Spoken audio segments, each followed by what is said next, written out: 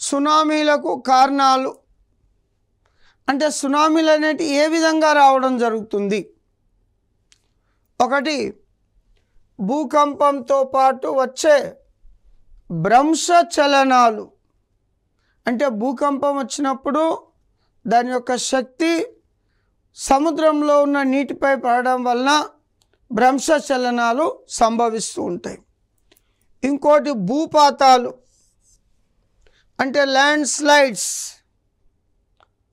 కొండ చర్యలు సముద్ర తీర ప్రాంతంలో భారీగా విరిగి పడడం వల్ల కూడా భూపాతం సంభవిస్తుంది. దీనివల్ల కూడా సునామీలు సంభవించే అవకాశం ఉంటుంది.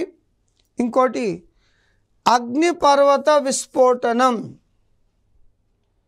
భూమి మీద ఏ విధంగా అగ్నిపర్వతాలు ఉంటాయో సముద్ర గర్భంలో అగ్నిపర్వతాలు ఉండడం జరుగుతుంది.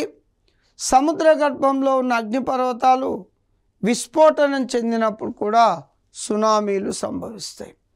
ఎగ్జాంపుల్, జావా సుమిత్రా ద్వీపాల మధ్య ఉన్న సుందా అగాధంలో కాక్రాటోవా అనే అగ్నిపర్వతం బ్రద్దలైనప్పుడు పెద్ద మొత్తంలో సునామీలు సంభవించడం జరిగింది.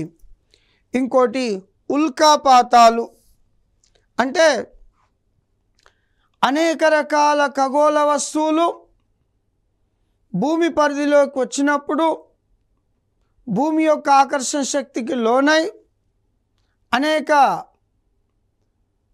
ఖగోళ వస్తువులు భూమి అంటే వాతావరణ ఘర్షణకు లోనై కాలిపోగా మిగిలినవి ఉపరితలంపై పడితే వాటిని ఉల్కలు అంటాం.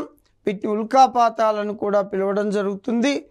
ఇవి భూమిపై పడ్డప్పుడు పెద్ద పెద్ద సరస్సులు లాంటివి ఏర్పడతాయి.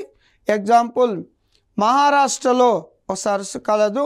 అదే సముద్రంలో పడినట్లయితే పెద్ద మొత్తంలో సునామీలు సంభవించడం జరుగుతూ ఉంటుంది.